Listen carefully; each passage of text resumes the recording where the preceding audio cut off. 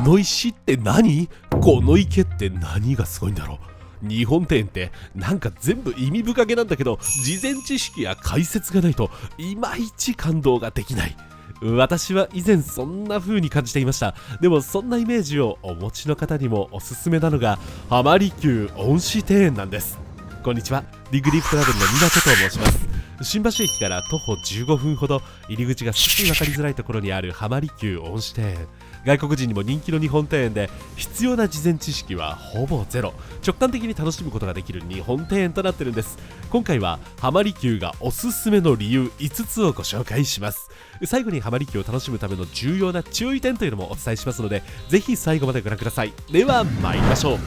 おすすめポイントの1つ目は分かりやすい時代のコントラストです。なんといっても目を引くのは汐留の高層ビル群とこの日本庭園とのコントラストです。浜離宮は1669年から作られた庭園なので、300年以上前から作られました。でもまるで汐留の高層ビルができることを最初から予見していたかのように完璧な配置となっているので、これが浜離宮の奇跡的な魅力と言えるかもしれません。そして汐留と反対側には築地大橋やレインボーブリッジなど、これまた東京湾を往来するための現代建築がこの庭園からの眺めを彩っています。日本庭園には借景という庭園の外の風景を庭園のデザインに取り入れるという考え方があるのですが、この300年以上の時代を超えた借景は時代の流れを感じる見事なコントラストを生みました。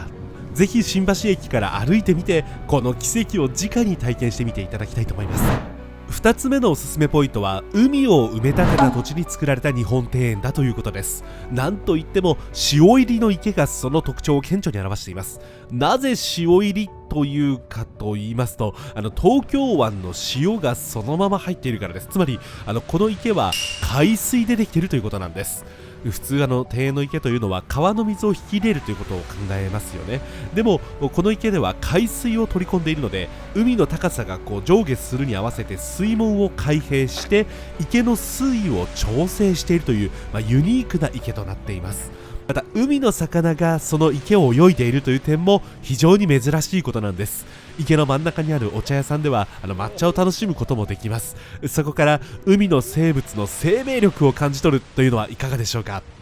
さらにこの庭園は徳川家が所有していたものです。ですから将軍お上がり場という、将軍様専用の船着き場というものもあります。この船着き場には最後の将軍徳川慶喜が京都での戦いに敗れて引き返してきた時、ここに上陸したという説明が書かれていました。この庭園に着いた時、どれほどほっとしたんだろうか。やっぱりそれどころじゃなかったに違いないなど、いろいろな感情に思いを馳せることができるのも魅力的なところです。3つ目のポイントは、ここがもともとハンティングをする場所だったということです。日本庭園というと儒教や仏教、日本の古い文学などがコンセプトになりがちですが、浜離宮は長く将軍家の鴨場、つまり鴨を取るハンティングをするための場所として使われました。なので、事前知識があまりなくても楽しめる場所というのもどこか納得ではないでしょうか。そして古今東西どこの国でもハンティングという文化は存在するものです。8代将軍徳川吉宗は馬をプレゼントしてくれたオランダ人をここに招いたことがあります。また明治時代にはアメリカのグラント将軍が明治天皇と謁見する際にもこの浜離宮が使われました。さらに昭和天皇はイギリスのエドワード皇太子をここに招いて鴨漁を一緒にしたことがあるようです。ハンティングで外交をするというのは、ハンティングの文化ってどこにでもありますから、現在でいうところのゴルフ外交のようなものだったのかもしれません。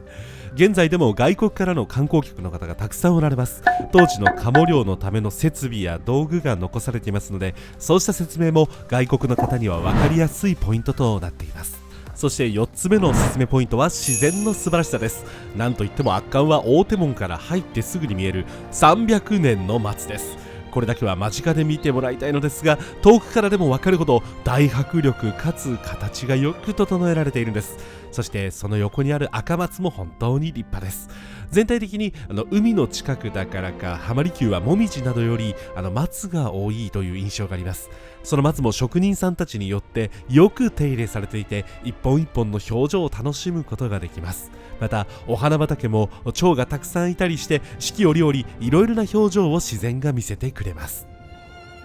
そそして最後に個人的に一番のおすすめポイントをご紹介したいと思います。それは橋がとても多いということなんです。日本庭園で橋があるところというのはそこからの眺めが絶景になるようデザインされているということが多いんです。池の真ん中や川の上だからこそ見える景色、橋のアーチを利用して少し高い位置からしか見られない景色、そうした景色を何箇所でも味わえる、つまり歩いていてここが見どころですよ、ここが見どころですよというポイントがたくさんあるということです。それはまるで有名な絵画がたくさんある大きな美術館を歩くようなものです。浜離宮が海の上に作った庭園なだけあって水辺がとても多いということに加えて埋め立て地だったので、広々とした敷地の上に作られました。都心としては最大級の日本庭園だからこそこれほどの多くの絶景ポイントを作り込むことができたと言えるのかもしれません。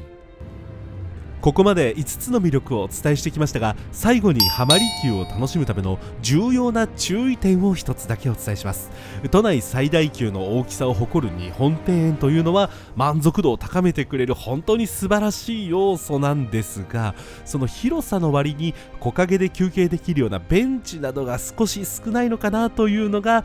注意点となります。夏に楽しむには間違いなく暑さ対策が必要だと思います。私も撮影をした日は暑かったので空調機能がついた服や帽子、飲み物を持参したりと、かなり重装備で行きました。暑さが苦手な方は、そうした暑さ対策などは事前によく準備することをお勧めしたいと思います。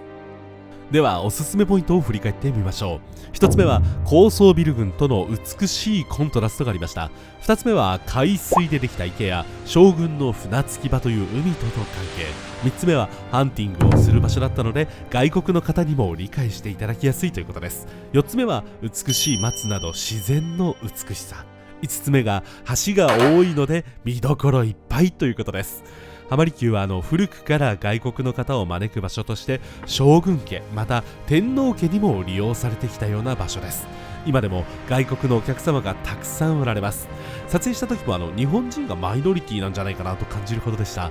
でもこうした場所が東京にあるということは徳川家が残してくれた大きな財産だと思います。ぜひこうした分かりやすい日本庭園に外国からのお客様をご招待するのはいかがでしょうか。その際空調機能のついた服やポータブルのファン、扇子やうちわなど日本特有の暑さ対策もご紹介できるかもしれません。